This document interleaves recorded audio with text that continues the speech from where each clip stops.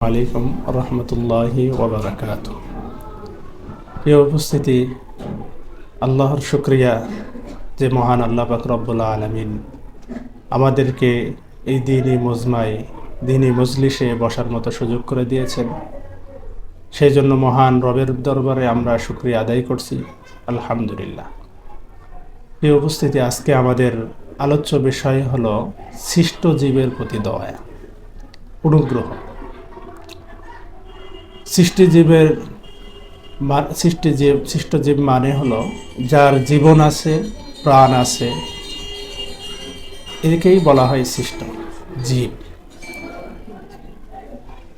তো আল্লাহ পাক রব্বুল আলামিনের সৃষ্ট মধ্য থেকে সবচেয়ে উৎকৃষ্ট এবং উত্তম সৃষ্টি হলো মানুষ। আল্লাহ পাক রব্বুল আলামিন মানুষকে সৃষ্টি করেছেন সবচাইতে উৎকৃষ্টভাবে, উত্তমভাবে। সুতরাং মানুষের প্রথম দায়িত্ব, কর্তব্য হলো যে একজন বিপদে পড়লে আরেকজন তার পাশে দাঁড়াবে, একজন অনাহারে থাকলে আরেকজন তার অনন্য যোগাবে, একজন বিপদে পড়লে আরেকজন তাকে বিপদ থেকে, বালা মুসিবত থেকে রক্ষা করবে। এটা হলো মানুষের কর্তব্য, দায়িত্ব। আল্লাহ পাক রব্বুল আলামিন হলেন মহান দয়ালু। তিনি নিজেই নিজের নামকরণ করেছেন, নিজেই নিজের নাম রেখেছেন রহমান, রহিম। আর আমাদের নবী হজরতে মুহাম্মদ সাল্লাল্লাহু আলাইহি ওয়াসাল্লাম হলেন দয়ার মূর্ত প্রতীক। তিনি সমাজের দুস্থ, অসহায়ের পাশে দাঁড়াতেন, তিনি গরিব দুঃখীর পাশে দাঁড়াইতেন।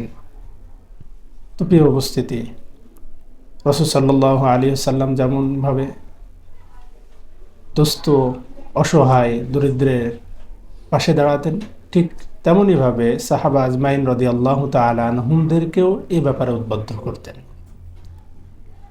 তো আল্লাহ পাক রব্বুল আলামিন সূরাতুল কসসের ৭৭ নম্বর আয়াতে বলেন, ওয়াবতাগি ফীমা আতাকাল্লাহুদ দারাল আখিরাহ ওয়া লা তানসা নাসীবাকা মিনাদ দুনিয়া ওয়া আহসিন কামা আহসানাল্লাহু ইলাইক ওয়া লা তাবগিল ফাসাদা ফিল আরদ।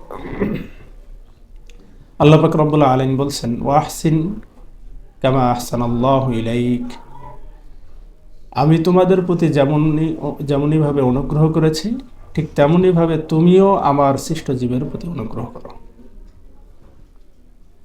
তো আমাদের কর্তব্য হলো সৃষ্ট জীবের প্রতি, অর্থাৎ যার প্রাণ আছে, যার জীবন আছে, তাদের উপর আমরা দয়া করব, অনুগ্রহ করব, অনুকম্পা করব।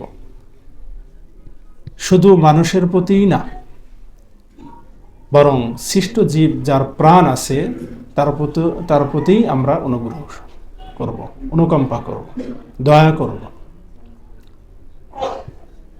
মানুষকে করলে অনেক তো সওয়াব আছেই, সাথে পশু পাখিদেরকেও আমরা দয়া দেখাবো। তো আল্লাহ রাসূল সাল্লাল্লাহু আলাইহি সাল্লাম বলেন, আল্লাহ ইয়ারহামুন নাস লা ইয়ারহামুল্লাহ, যে ব্যক্তি মানুষের প্রতি দয়া করে না, আল্লাহ তার প্রতি দয়া করবেন না। যে ব্যক্তি মানুষের প্রতি দয়া করেন না, আল্লাহ তার প্রতি দয়া করবেন না। কত বড় কথা! তো আমরা মানুষের প্রতি সদয় হব, মানুষকে দয়া করব, সাহায্য করব। সাথে সাথে আমাদের গৃহপালিত যত পশু রয়েছে বা আল্লাহর সৃষ্টি রয়েছে চতুষ্পদ, এদের প্রতিও আমরা দয়া করব। হযরতে বাইজিদ বোস্তামি রহমাতুল্লাহি আলাইহি একজন বুজুর্গ ছিলেন, অনেক বড় মাপের একজন বুজুর্গ। তিনি সাথে সাথে একজন ভালো মুআল্লিম অর্থাৎ শিক্ষক ছিলেন, দিনের দায়ী ছিলেন। তিনার ইন্তেকাল হওয়ার পরে তিনার এক শাগরিদ তিনাকে স্বপ্নে দেখতেছেন। স্বপ্নে দেখে জিজ্ঞেস করছেন, হযরতজি,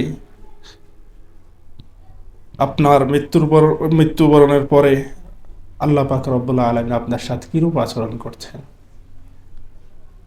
বাইজিদ বোস্তামি রহমাতুল্লাহি আলাইহি উত্তর দিলেন, যে আল্লাহ পাক রব্বুল আলামিন আমাকে জিজ্ঞেস করছেন, বাইজিদ তুমি আমার কাছে কোন আমল নিয়ে আসছো?